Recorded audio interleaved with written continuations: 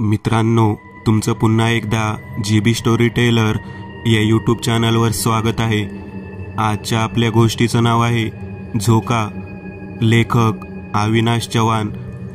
पण गोष्ट सुरू करण्याआधी जर कोणी या चॅनलवर पहिल्यांदाच आलेले असाल तर त्यांनी या चॅनलला सबस्क्राईब करायला विसरू नका। चला तर मग अजिबात वेळ न घालवता गोष्टीला सुरुवात करूया।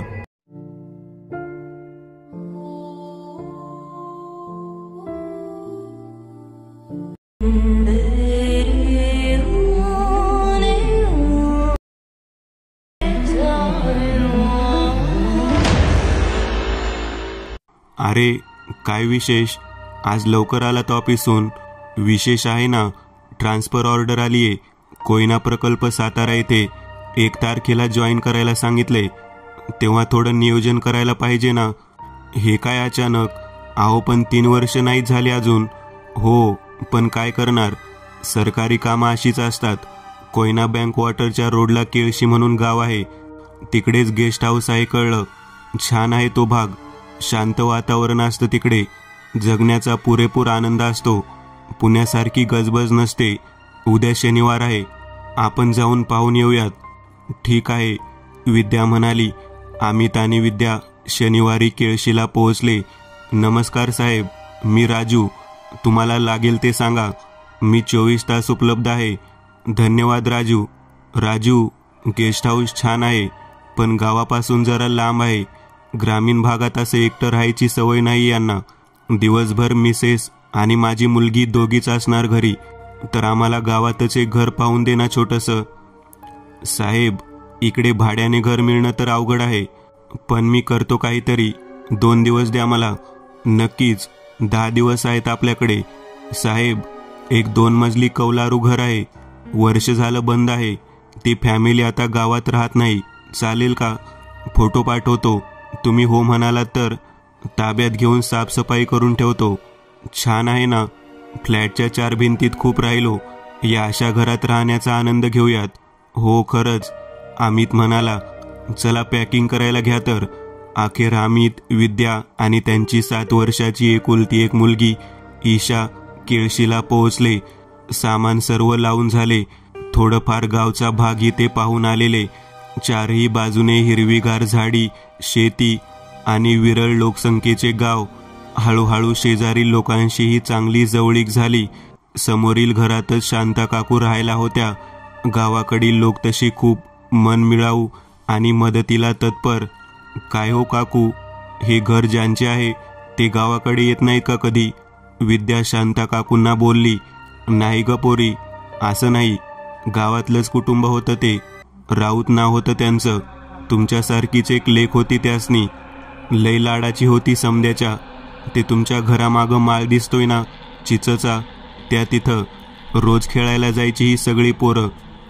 एक दिवस खेळताना झोक्यावरचा कसा हात निसटला नि पोरगी बाजूच्या विहिरीत पडली बघ। लहान लेकरू होतं, पोहता नाही आलं, विहिरीला पण उपसा नव्हता, गबाळ झालतं। वेलाच्या फांदीत एक पाय अडकला होता, पाण्यातून काढली तवा लय तडपडला असेल लेकरू। विद्याला हे सगळं ऐकतानाच कसं तरी होत होतं। अहो पण मग कोणी आरडाओरडा नाही केला का? कोणी वाचवायचा प्रयत्न कसा नाही केला? बाकीची पोरं बी लहान होती सगळी, घाबरली पोरं, माराच्या भीतीनं सगळी पळून गेली। अहो पण अशी कशी पडली ती? घरच्यांचं लक्ष नव्हतं का? कोणास म्हणू नकोस, तुला म्हणून सांगते, तो चिचचा मळा पाटलाचा आहे।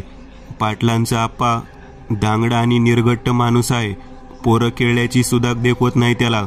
सावलीला पोरं खेळायची, वावरातूनच जोरात शिव्या देऊन दगडी मारल्या फिरकावून। पोरं घाबरून पळाली। राऊतांची जुई झोक्यावर होती, घाबरून हात निसटला आणि पोर विहिरीत पडली। त्याला बी तपास नसल पडलेली म्हणा, आणि बाकीची पोर घाबरून कुणाला काही म्हणालीच नाही। बाकी पोरं दिसत्यात पण जुई दिसना, म्हणून तिची आई शोधायला गेली तर एक चप्पल विहिरीच्या कडेला दिसली, तशी तिला धडकी भरली। आत डोकावलं तर जोरजोरात हांबरडा फोडला। आईबापाची अवस्था बघवत नव्हती, आभाळ फाटल्यासारखी रडत होती। सगळं गाव सुन्न झालतं। तो दिवसच चांगला नव्हता। उन्नड वातावरण होतं सगळं. पहिल्यांदाच असा काही प्रकार घडला गावात. पोरीला शोधायला तिची आई रोज विहिरीकडे जायला लागली. तिची आठवण जाता जाईना. शेवटी घराच्या चाव्या शेजारणीकडे दिल्या आणि कोल्हापूरला जाऊन स्थायिक झाले राऊत कुटुंब. तेव्हापासून पोरं बी घाबरत्यात तिकडं जायला खेळायला. जाऊ दे पोरी, तुम्ही राहा आनंदाने आणि लेकराची काळजी घ्या. जास्त लांब जाऊ देऊ नका खेळायला. हो, विद्या म्हणाली. येऊन 4 दिवस झाले होते आणि असलं सगळं ऐकून विद्या जरा बेचैन झाली. अंगणात ईशाला गळ्यात घेऊन घराकडे एकटक पाहत राहिली. जाईबद्दल ऐकून आता तिचं मन सुन्न झालं होतं आणि नकळत कसली तरी भीती तिच्या मनाने आता धरली होती. संध्याकाळी अमित घरी आल्यावर तिने सगळी गोष्ट सांगितली. अमितलाही वाईट वाटले. हात धुवून तो अंथरुणाकडे गेला. विद्याची चिडचिड वाढली. अहो, तुम्हाला काहीच कसं वाटत नाहीये? मला थोडी भीती वाटते. अरे काही पण काय विद्या, दुर्घटना घडली मान्य आहे, पण त्याला 1-2 वर्ष झाली आणि तुला का आणि कसली भीती वाटतेय? ज्या आपामुळे मुलगी पडली त्याला काही वाटत नाही आणि तुझं काहीतरीच असतं. या बायकांच्या जास्त गप्पा ऐकत जाऊ नकोस. झोपा आता. शुभरात्री. विद्याही झोपली. 4-8 दिवस गेले. तीही आता ते सगळं विसरू लागली होती. दुपारची वेळ होती. जेवण उरकून विद्या जरा विश्रांती घ्यावी म्हणून ईशाला आवाज देत होती, पण ईशाचं कसलंच उत्तर मिळत नव्हतं. कुठे गेली पोरगी? विद्याने वर खाली अंगणात पाहिलं.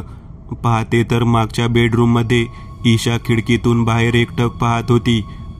ईशा, विद्या जोरात ओरडली. काय ग, काय करते इकडे? किती वेळचं शोधतीये? आवाज देतीये? काय आहे तिकडे? विद्याने पाहिलं. त्या खिडकीतून तो चिंचेचा माळ दिसत होता आणि त्याला बांधलेला तो झोका. आई, त्या झोक्यावर खेळायला जायचं का? ईशा म्हणाली. ही ऐकून विद्या दचकली. खिडकी लावून घेतली. चल झोपायला. परत ही खिडकी उघडू नकोस. 2-3 दिवस गेले. रात्रीचे 10 वाजले असतील. आम्ही जेवून पेपर वाचत होता. विद्याने भांडी आटोपली. ईशाला आवाज दिला. ईशा आज परत त्याच खिडकीतून डोकावत होती. अंधाऱ्या खोलीत ही पोरगी एकटीच. विद्या दबक्या पावलाने तिच्या पाशी गेली. विद्या आतून घाबरली होती. ईशा, दबक्या आवाजात विद्या म्हणाली. तोच ईशा मागे वळाली. आई बघ ना, कोणतरी झोका खेळतंय. बघ ना. विद्याचं अंग गार पडलं. एवढ्या रात्री ईशाकडे पाहत राहिली. ईशाची नजर आज जरा वेगळीच दिसत होती. ईशा परत म्हणाली. आई बघ ना, कोणीतरी झोका खेळतंय. विद्याने चोरट्या नजरेने खिडकीतून डोकावलं तर झोका मोकळाच, पण उंच हालत होता. ते पाहून विद्याची बोबडी वळाली.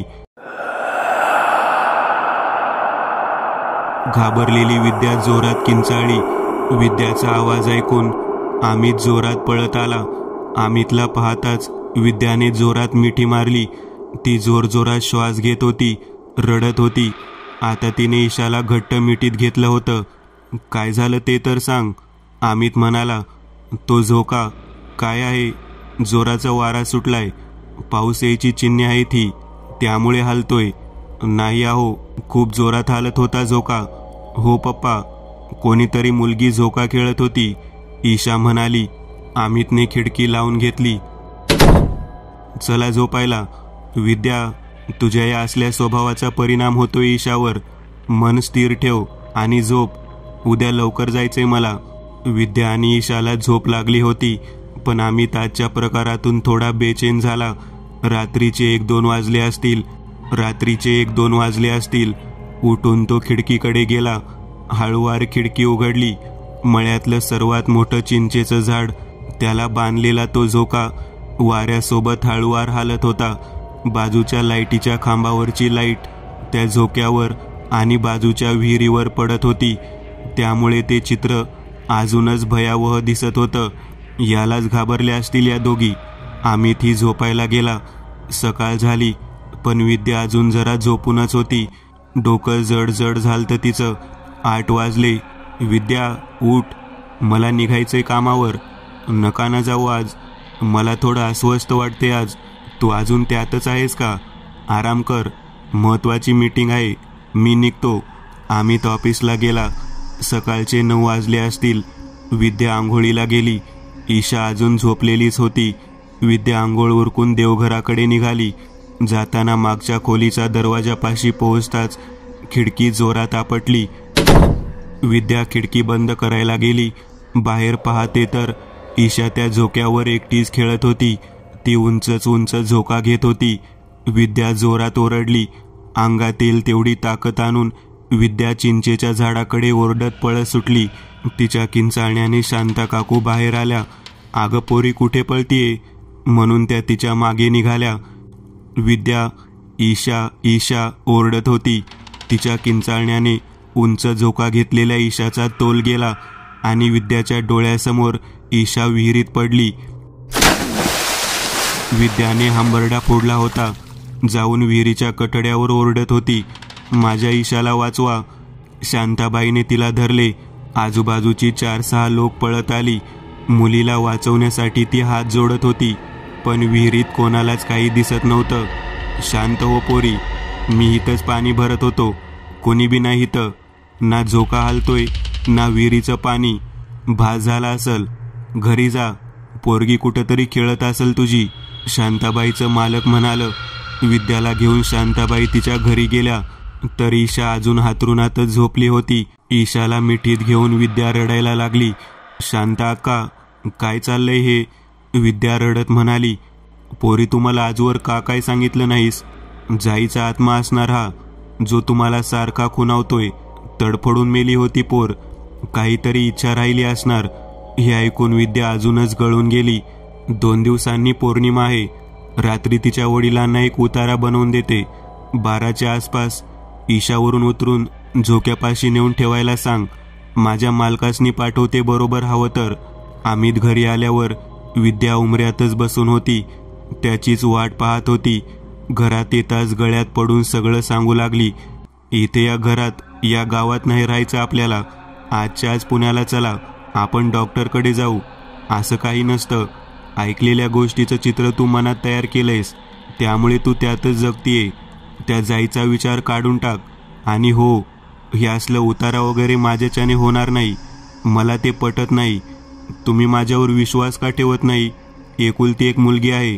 काही कमी जास्त झालं तर जायचा नक्की आत्मा आहे त्या विहिरीत. तुम्हाला उतारा ठेवायला काय हरकत आहे? मूर्खासारखं बोलू नकोस, अमित म्हणाला. 2 दिवस गेले. आज सकाळपासून ईशाला अंगात ताप भरला होता. डोळे खोल गेले होते. डोळ्याच्या बाजूला काळसरपणा उठला होता. ईशामुळे अमित आज कामावरून घरीच होता. ईशाचा ताप काही केल्या कमी होत नव्हता. रात्रीचे 8 वाजले. विद्याने तिच्या डोक्यावर हळद मिठाच्या पट्ट्या लावल्या, पण अंग काही कोमट होईना. तिला झोप लागली म्हणून अमित विद्या जेवायला बसले तशी अंगावरची चादर काढून ईशा खिडकीकडे निघाली. अंधाऱ्या खोलीतच तिने खिडकीचा दरवाजा उघडून काहीतरी बोलत होती. अमितने गडबड न करता तिला जवळ घेतले. कोण आहे बाळा? कोणाशी बोलतीयेस? माझी मैत्रीण आहे जाई. मला झोका खेळायला बोलवतीये पप्पा. हे ऐकताच विद्या चक्कर येऊन कोसळली. मला जायचंय तिच्याकडे. ईशा घराच्या बाहेर पळू लागली. विद्याला सांभाळू की ईशाला? अमितला काही सुधरेना. आता तो पण खूप घाबरला होता. विद्याला तिथे सोडून तो ईशाच्या मागे धावत सुटला. एवढ्या अंधारात पायात बिना चप्पलची पोरगी वाऱ्यासारखी पळत होती. 7 वर्षाची ईशा आज अमितला पकडायला आवरत नव्हती. ईशा झोक्याकडे निघाली होती.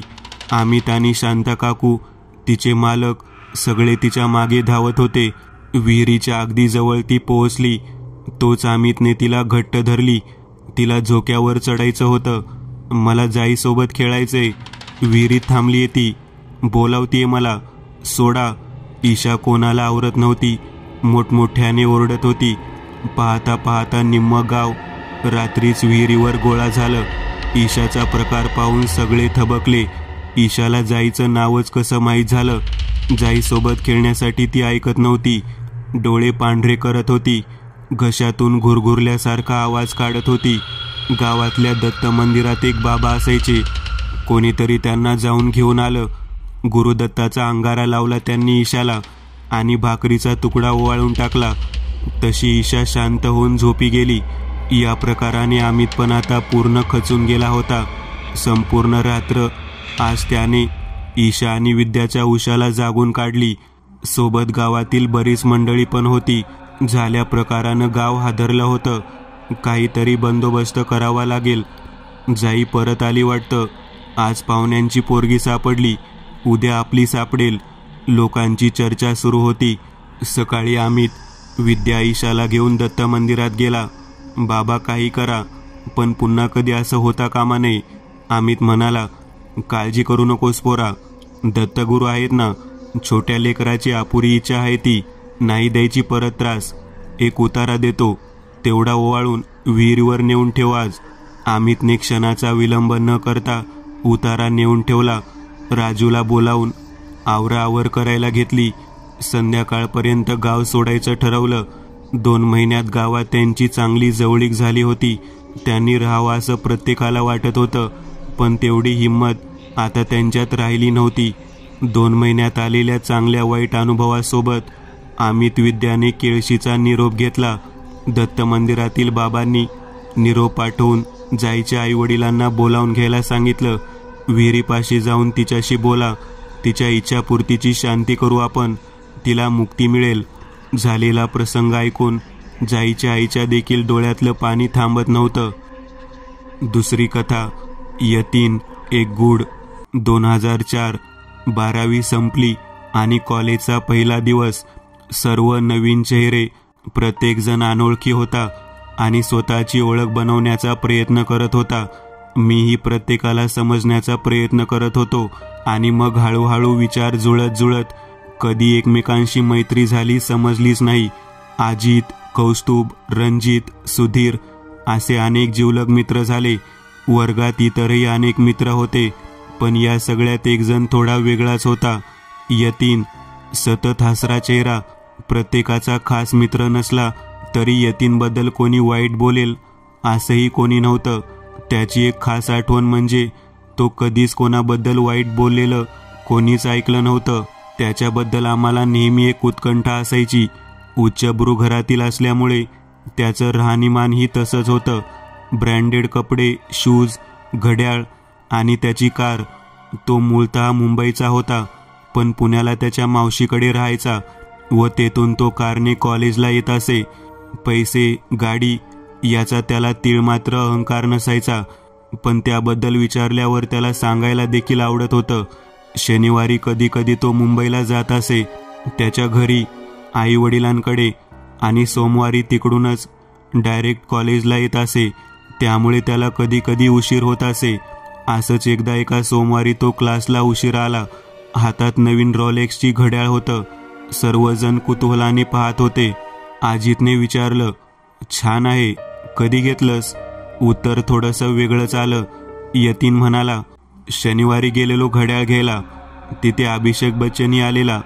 त्याने सांगितलं तुलाही छान दिसेल, मग घेतलं. सर्वांना कुतूहलही वाटलं, पण शंका पण आली, हा नक्की खरं बोलत असेल का? अजित म्हणाला, कधी कधी असं वाटतं यतीन आपल्याला काहीही सांगतो. हर्षल, यतीनचा अमेरिकेत असलेला मोठा भाऊ, यतीनला खूप प्रिय, अगदी त्याच्या जीवापेक्षा. त्याच्याबद्दल तो नेहमी सांगायचा.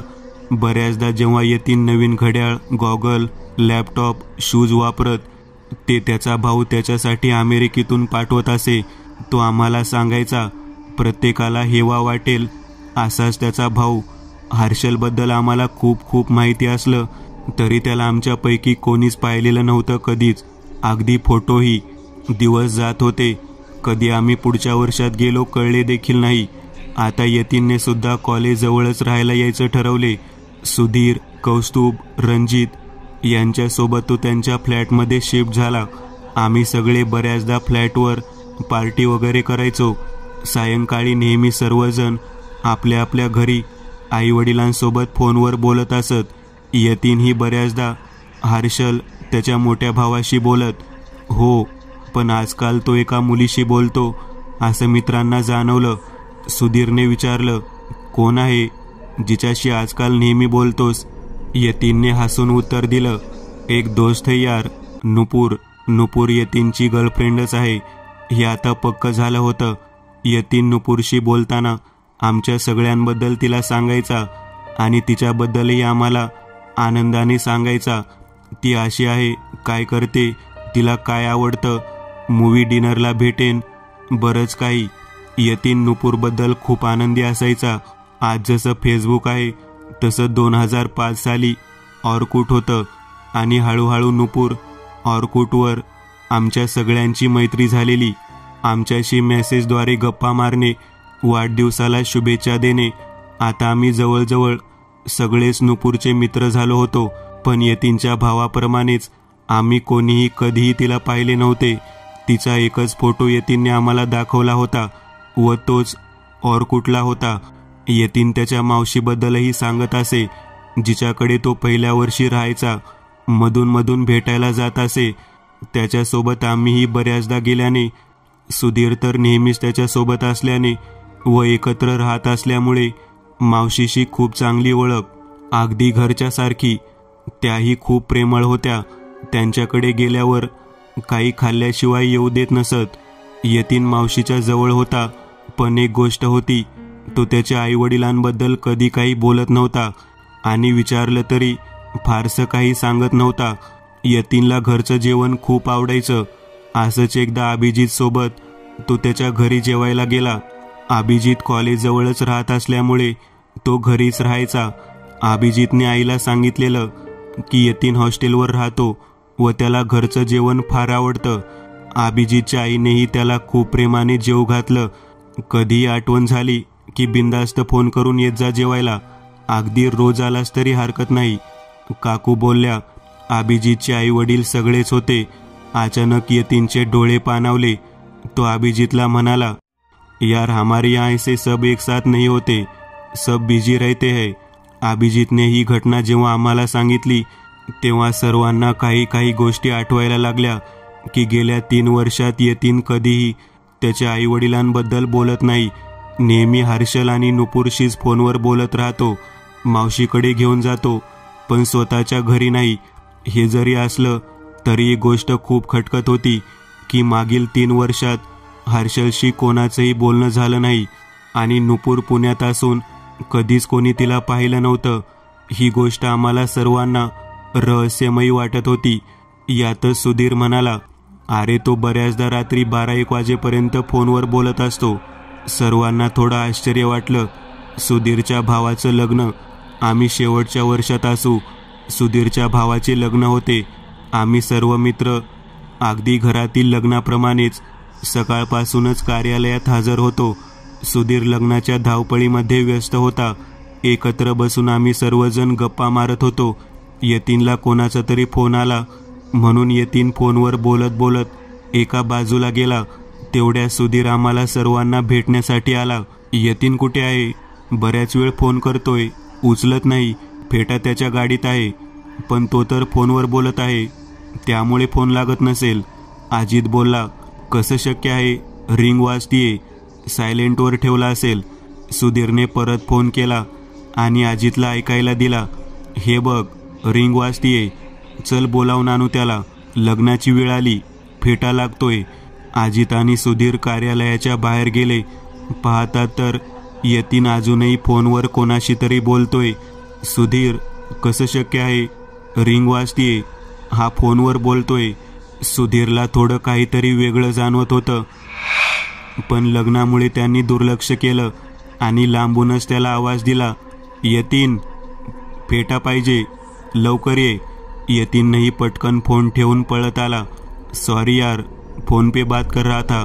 फेटा घेऊन सुधीर पुढे निघाला, पण त्याच्या मनातला विचार आता काही केल्या थांबत नव्हता.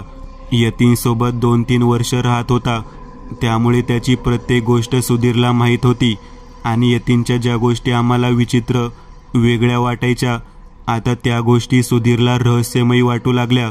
लग्न झालं. 4-5 दिवसानंतर सुधीर कॉलेजला आला. लग्नातील ती गोष्ट त्याने आमच्या ग्रुपमधील मित्रांशी शेअर केली, पण फार काही कोणी लक्ष दिले नाही. सुधीर मात्र त्या गोष्टीला विसरायला तयार नव्हता. आता मात्र याच्या मुळाशी जायचं. आपण एवढे जीवलग मित्र आहेत, तर मग यतीन आपल्यापासून काही लपवतोय का? सुधीर काहीतरी शोधण्याचा प्रयत्न आता करू लागला. अचानक एक दिवस शनिवारी बाकीचे मित्र आपल्या आपल्या घरी गेले होते. त्या दिवशी रूमवर फक्त सुधीर आणि यतीनच होते. रात्री 10 वाजता दोघेही जेवण करून रूमवर आले. यतीन नवीन मूवी आणलाय, चल पाहूयात. सुधीर बोलला, हाँ चलेगा, लेकिन शायद नुपुर का फोन आएगा तो मैं उससे बात करूंगा. दोघेजण मूवी पाहत होते. साधारण 11 वाजता यतीन नुपुर से बात करनी है म्हणत अचानक फोन घेऊन बाहेर गेला. आज सुधीरला जाणून घ्यायचं होतं, नुपुरला ऐकायचं होतं त्याचं बोलणं. यतीन गेटच्या समोरच्या पॅसेजमध्ये चालत चालत नुपुरशी बोलत होता. सुधीरच्या मनातील प्रश्न थांबत नव्हते. खिडकीतून सुधीर त्याला पाहत होता. कधी तो बोलताना हसत होता, कधी चिडत होता, पण आज यतीन थोडा चिडलेला वाटत होता. बहुधा नुपुरशी भांडण झालं असावं. जवळपास 12 वाजत आले तरी यतीन बोलतच होता. सुधीरलाही आज बरंच काही जाणून घ्यायचं होतं, म्हणून झोप येत नव्हती. कधी एकदा यतीन फोन ठेवतोय आणि त्याचा कॉल रेकॉर्डिंग ऐकतोय, असं झालेलं सुधीरला. सुधीरनेच यतीनच्या मोबाईलमध्ये रेकॉर्डिंगचं नियोजन त्याच्या नकळत करून ठेवलं होतं. न राहता सुधीरने यतीनला फोन लावून पाहायचं ठरवलं. सुधीरने यतीनला फोन लावला आणि आज पुन्हा तेच झालं. पुन्हा रिंग वाजत होती, पण यतीन फोन उचलत नव्हता. तो फोनवर बोलण्यात मग्न होता. सुधीरच्या मनात भीतीचं काहूर दाटून आलं होतं. खिडकीतून यतीनकडे पाहत होता. फोन आल्यावर लागलेली लाईट यतीनच्या मोबाईलवर सुधीरला दिसत होती. रिंगही वाजत होती. मग हा नक्की कोणाशी बोलतोय? सुधीरचा श्वास वाढला होता. कपाळावर घाम जमा होऊ लागला होता. 2 घोट पाणी पिऊन त्याने हिम्मत करत यतीनला बाल्कनीतून आवाज देत झोपायला बोलावलं. खूप रात्र झाली, मी झोपणार आहे, चल आता. हां आ रहा हूं करत यतीन आत आला. सुधीर जरी घाबरलेला असला तरी यतीन मात्र रोज सारखाच नॉर्मल, सॉरी यार नुपुर बहुत पकाती है असं म्हणत मोबाईल बेडवर ठेवून वॉशरूमला गेला. सुधीरने यतीनचा मोबाईल घेतला. लास्ट कॉलमध्ये कुठेही नुपुरचा कॉल टाईम दिसत नव्हता. उलट सुधीरला स्वतःचेच मिस कॉल दिसत होते. धडधड वाढत होती. कॉल रेकॉर्डिंगमध्ये काहीही नव्हतं. असं कसं शक्य आहे? म्हणून हिम्मत करून नुपुरच्या नंबरवर कॉल केला तर हा नंबरच अस्तित्वात नाही हेच ऐकू आलं. सुधीरचं अंग पूर्ण गार पडलं होतं, कारण त्याला आज कळलं होतं नुपुर नावाची कोणी व्यक्ती अस्तित्वातच नव्हती, ना तिचा कोणता नंबर. यतीन स्वतःशीच बोलत होता. मग जर समोर कोणीच नव्हतं तर ते हसणं, चिडणं, समोरच्याचं बोलणं ऐकून घेणं, हे सगळं सुधीरच्या डोळ्यासमोर येऊ लागलं. सुधीर पूर्णपणे घाबरला होता.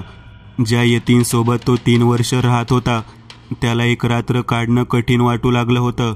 1000 प्रश्न मनात येत होते. यतीनला भूत तर लागलं नसेल? हा मानसिक रुग्ण तर झाला नसेल? हा मला मारून तर नाही ना टाकायचा? जर नुपुर नावाचं कोणी नाही तर मग हर्षल तरी आहे का? आज सुधीर यतीनसोबत न झोपता तब्येत बरी नाही सांगून आतल्या रूममध्ये एकटाच झोपला. भीती आणि शंका झोप येऊ देत नव्हती. आता हे रहस्य पूर्ण उलगडायचं त्याने ठरवलं. सकाळी नुपुरबद्दल भरपूर काही विचारण्याचं सुधीरने प्रयत्न केला.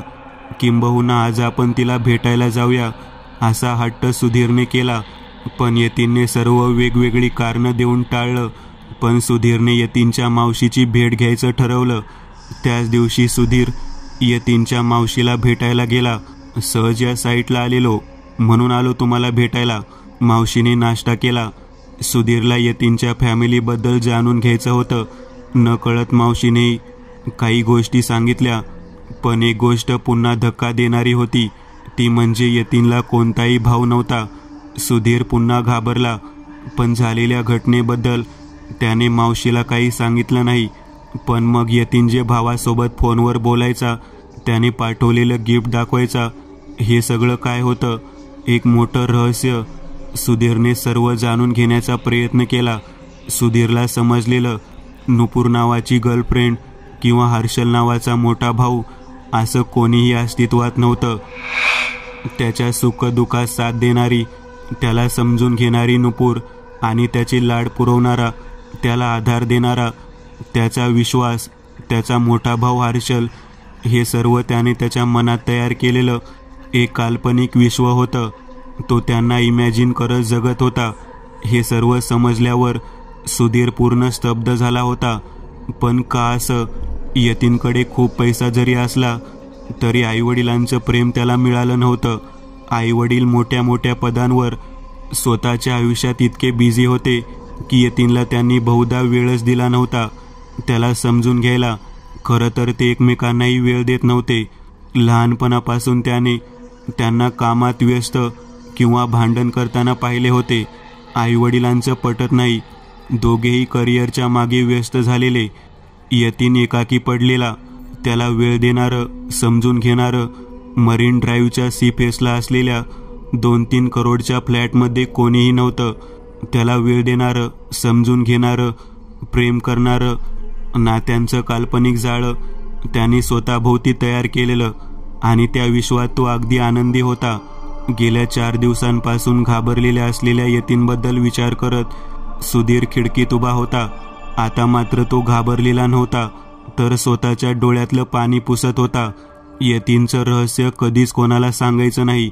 त्याला त्याच्या विश्वात जगून द्यायचं असं सुधीरने ठरवलं.